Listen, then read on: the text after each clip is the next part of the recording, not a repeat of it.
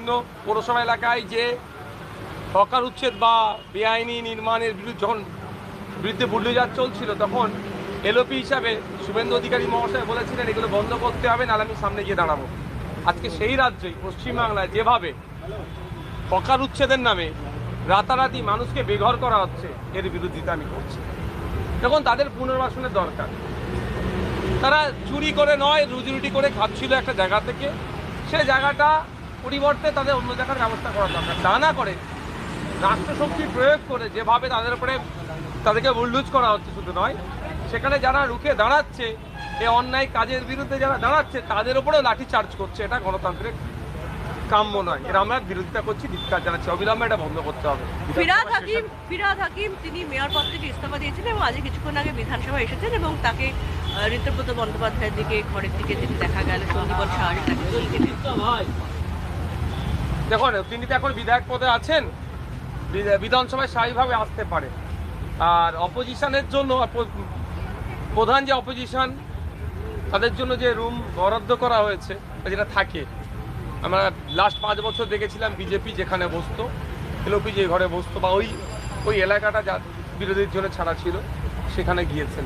এবার ফিরহাদবাবু এসে লবিতে বসবে না চিফ মিনিস্টারের যেদিকে বসার জায়গা আছে সেখানে যাবেন, না তাদের এলওপির যেখানে বসার জায়গা আছে সেখানে যাবেন, সেটা তিনি ডিসাইড করতে পারেন।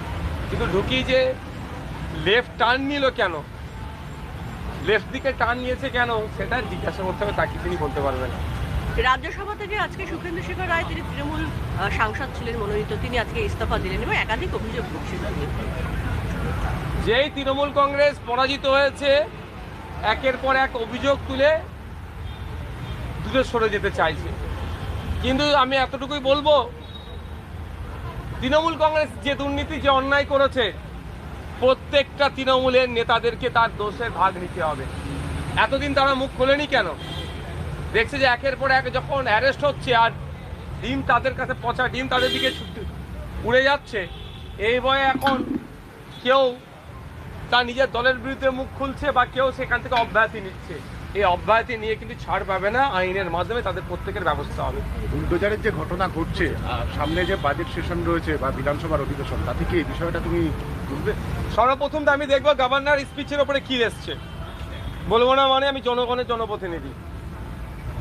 এর আগে তৃণমূলের পিরিয়ডে আমি 5 বছরের বিরোধী বিধায়ক ছিলাম, বিজেপির পিরিয়ডে আমি বিরোধী বিধায়ক। ঠিক যেভাবে তৃণমূলের সময়ে গঠনমূলক সমালোচনা আলোচনা করেছি, পজিটিভ কাজকে স্বাগত জানিয়েছি, এই 5 বছরও আমি বলবো। সামনে কে শাসক কে আছে আমার কাছে বড় কথা নয়, অন্যায়ের বিরুদ্ধে কথা বলবো। শুধু তাই নয়, যেভাবে অভিযুক্তদেরকে ধরে অর্ধলঙ্ঘ করে রাস্তায় ঘুরাচ্ছে, এর বিষয়েও প্রশ্ন তুলব। যদিও কলকাতা হাইকোর্ট এটাকে কড়া নির্দেশনা দিয়েছে, এগুলো কোনো মধ্যযুগীয় কালচার আসছে, এটা কোনোভাবে কাঙ্ক্ষিত নয়।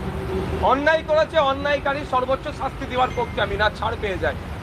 কিন্তু অন্যায় করেছে অভিযুক্ত, তার আগেই যদি আমি পুলিশ নীতি চালাই তার উপরে, তার আগেই যদি তাকে আমি জনসমক্ষে হ্যারাসমেন্ট করি, এরকমভাবে মেনে নেওয়া যায় না। কোমরে দড়ি বাঁধা তো দূরের কথা, হ্যান্ডকাপ লাগাতে গেলেও ম্যাজিস্ট্রেটের পারমিশন নিয়ে লাগাতে হবে। আমার তো মানে সেগুলো কিছুই নেয়নি। কিন্তু আমি একটা জিনিস অদ্ভুতভাবে লক্ষ্য করছি, একের পর এক তৃণমূলের নেতাদেরকে, বিধায়কদের পর্যন্ত কোমরে দড়ি বেঁধে প্রাক্তন বিধায়ককে এইভাবে নিয়ে যাচ্ছে। তৃণমূলের সুপ্রিম সুপেরিনটেন্ডেন্ট কামান, তৃণমূলের লিগাল সেল কি ঘুমাচ্ছে? তাদের কোনো কথা নাই যে পুলিশের কর্তা ওইভাবে ঘুরাচ্ছে, তার বিরুদ্ধে লিখিত কমপ্লেন করলে চাকরিটাও থাকবে কি সন্দেহ আছে। তারপরে তৃণমূল কংগ্রেস এমন লেভেলের দুর্নীতি হয়তো করে ফেলেছে, মুখ খুলতে কেউ সাহস পাচ্ছে না। এই বিষয়গুলোও বাজেট সেশনে অবশ্যই উঠবে, গভর্নর স্পিচে কি আসছে তার উপরে উঠবে, আলোচনা হবে। শওকত মোল্লার পরে জাহাঙ্গীর খান, তিনিও গ্রেপ্তার হলেন।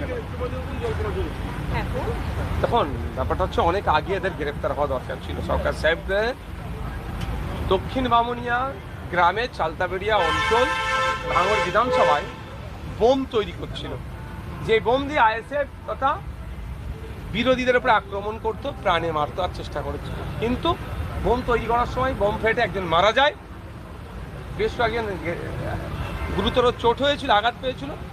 যে নিয়ে এসে বোম তৈরি করাচ্ছিল ওহিদুল ইসলাম আগে গ্রেপ্তার হয়েছিল। পরবর্তীতে আমরাও জানতে পেরে গিয়েছিলাম যে সরকার সাহেবের নেতৃত্বে এগুলো সব হয়েছিল। সরকার সাহেবকে তো ভোটের আগে ধরা দরকার ছিল, কারণ ভোটের পরে ধরেছে। এখন দেখা যাক কী কী আছে। ওনার বিরুদ্ধে শুধু বোমবাদা নয়, একাধিক মার্ডার কেস আছে, সেগুলো হবে। ভাঙড়ের রাজ্জাক খা তৃণমূলের নেতাকে এই সরকার সাহেবের ইন্ধনে খুন হয়েছে, সেই মামলা হবে। আমাদের 3টে কর্মীকে পঞ্চায়েত নির্বাচনে খুন করেছে, সেই মামলা হবে। ক্যানিং পূর্বে প্রচুর লোকের জমি জায়গা লুট করেছে, সেই মামলা হবে। অনেক বেনামি সম্পত্তি আছে, সেগুলো ইডি দেখবে। এক কথায় সূর্যের মুখ আমার মনে হয় উনি আর দেখতে এখন পাবেন না। আজকে দিল্লিতে ইন্ডিয়া জোটের বৈঠক, মমতা বন্দ্যোপাধ্যায়ের যোগদান, সোনিয়া গান্ধীর পাশে তাকে দেখা যাচ্ছে, বিরোধীদের ঐক্যবদ্ধ হওয়ার ব্যাপার। আমি আবারও বলছি, যদি সত্যিকারের অর্থে মমতা ব্যানার্জি মহাশয়া বিরোধী রাজনীতি করতে চাই পশ্চিম বেঙ্গলে, সর্বপ্রথম কাজে ওনার এই বিধানসভার মধ্যে আসা। এই বিধানসভায় যদি কম না আসতে পারে, আমি মনে করব বিজেপিকে পশ্চিমবাংলাটা অপবাদ দিয়ে দিল্লিতে একটু দেখানোর রাজনীতি করতে হবে। এত 15 বছর ধরে দুধের গাইগুলোকে বোকা বানিয়েছে, তাদের মাসিয়া সেজেছিল, আগামী দিনে মাসিয়া থাকবার একটা নতুন চক্রান্ত আর কিছু নেই।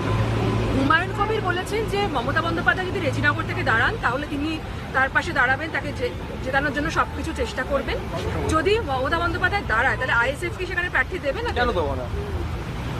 আইএসএফের রেজিনগরের প্রার্থীদের প্রশ্ন আসছে না, কেন বামেদের সাথে আমাদের জোট ছিল, আমরা রেজিনগরটা আমাদের ভাগে পড়েনি, সুতরাং আমাদের প্রার্থীদের এখানে প্রশ্ন আসছে না। যদি সিপিএম জোটে আগিয়ে নিয়ে যেতে চায় তাহলে প্রশ্ন আসছে না। দ্বিতীয় কথা হচ্ছে, সামনে কে থাকলেও আমাদের দেখার প্রয়োজন নেই, আমরা আমাদের জোটে লড়াই করব। আমরা চাইবো জোট থেকে এবারে